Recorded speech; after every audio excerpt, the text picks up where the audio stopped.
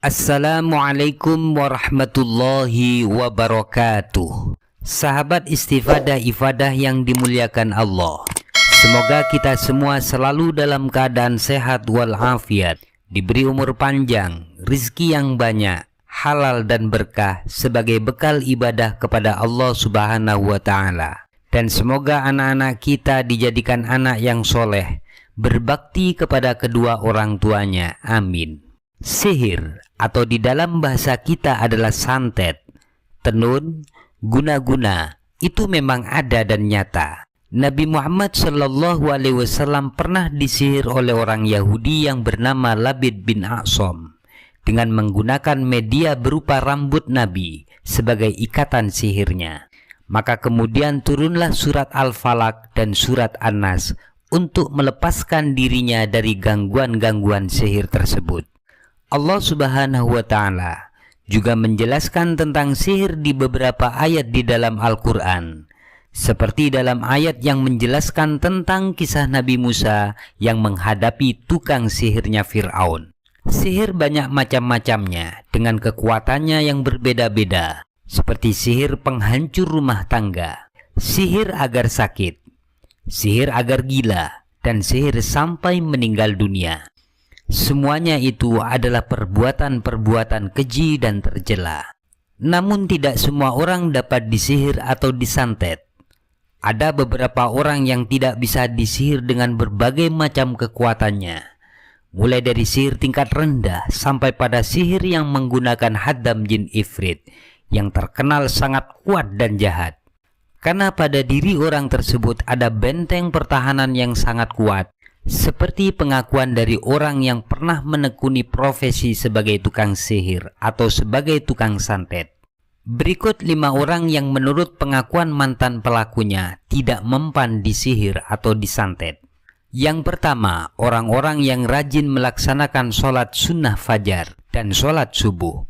Selamanya mereka tidak akan mempan disihir dengan kekuatan sihir macam apapun. Setan atau jin yang dikirim untuk menyakitinya hanya bisa mendengarkan suara mereka, tetapi tidak bisa melihat dan menyerangnya. Pengakuan ini hampir sama seperti apa yang telah dijelaskan oleh Imam Al-Ghazali di dalam kitabnya Rasailul Hajat, bahwa barang siapa yang melaksanakan sholat 2 rakaat fajar dan di dalam 2 rakaatnya membaca Alam Nashrah atau surat Al-Insyirah dan surat Alam Tara Kaifa atau surat Al-Fil, maka tidak ada jalan bagi musuh-musuhnya untuk menyakitinya. Yang kedua, orang yang sering wudhu atau selalu dalam keadaan suci dari hadas kecil dan hadas besar. Menurut pengakuan mantan dukun tersebut, dari diri orang yang selalu mempunyai wudhu terpancar sinar yang dapat menyilaukan mata tukang sihir, sehingga dapat mengganggu konsentrasi ritualnya dan menghalangi tukang santet untuk menyantetnya. Pengakuan ini sama seperti keterangan bahwa wudhu itu adalah nur atau cahaya, dan umat Nabi Muhammad SAW kelak di hari kiamat akan dikenali dari cahaya bekas dari wudhunya. Yang ketiga, orang yang banyak atau sering melakukan hubungan intim, baik bagi laki-laki ataupun bagi perempuan. Tentunya ini dengan cara-cara yang dilegalkan oleh agama. Menurut pengakuan dukun tersebut, sperma atau mani yang ada pada diri manusia ada rahasia mistiknya. Dengan mengeluarkan sperma dapat menguatkan roh atau jiwa seseorang, menjernihkan pikirannya, dan meningkatkan kekebalan tubuhnya. Padahal sihir atau santet sangat sulit dikirimkan kepada orang-orang yang kuat jiwa dan jasmaninya, sehingga untuk menyerang orang-orang model ini adalah dengan cara dilemahkan terlebih dahulu. Keempat, orang yang tidak bisa disantet atau tidak bisa disihir adalah orang-orang yang hatinya selalu bergembira, pikirannya tenang, tubuhnya sehat.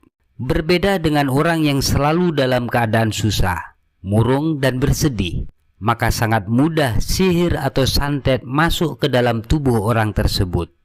Oleh karenanya Nabi Muhammad SAW mengajarkan kepada kita satu doa. Allahumma a'udzubika minal hammi wal hazani. Artinya, ya Allah, saya berlindung kepadamu dari kesedihan dan kesusahan. Penyebab alhammu atau kesusahan dan alghammu atau kesedihan adalah karena jauh dari Allah Subhanahu wa Ta'ala, sering melakukan maksiat-maksiat kepadanya seperti berzina, mabuk, dan lain sebagainya. Kemudian yang terakhir, orang yang tidak akan mempan disihir atau disantet adalah orang-orang yang membaca surat Al-Baqarah sekalipun hanya 1 kali dalam 1 minggu. Ini sama dengan keterangan hadis riwayat Imam Muslim. Nabi Muhammad sallallahu alaihi wasallam bersabda, "Iqra'u surat Al-Baqarah, fa inna akhdaha barakah wa tarkaha hasrah wa la tastati'uha al-batalah." Artinya, bacalah oleh kalian semua surat Baqarah, karena sesungguhnya mengambil surat Baqarah itu adalah satu keberkahan, dan meninggalkannya adalah satu kerugian, dan tidak akan mampu untuk menyentuhnya al-batalah. Al-batalah tukang-tukang sihir atau tukang-tukang santet. Al-batalah di sini dimaknai dengan as-saharah, yang artinya adalah banyak tukang sihir.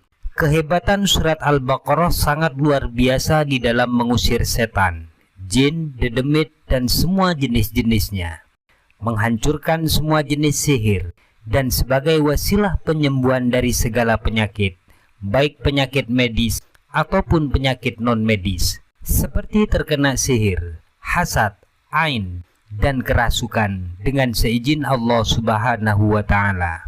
Di dalam surat Al-Baqarah terdapat ayat yang paling agung, yaitu ayat kursi, dan 2 ayat terakhir surat Al-Baqarah yang semuanya telah masyhur tentang keutamaannya yang sangat agung. Di dalam hadis Sahih Ibnu Hibban dijelaskan, anna Rasulullah sallallahu alaihi wasallam qala, bahwa Rasulullah sallallahu alaihi wasallam bersabda, "Inna likulli syai'in sanaman." Sesungguhnya setiap sesuatu itu punya puncak atau puncak. Wa inna sanamal Qur'ani suratul Baqarah.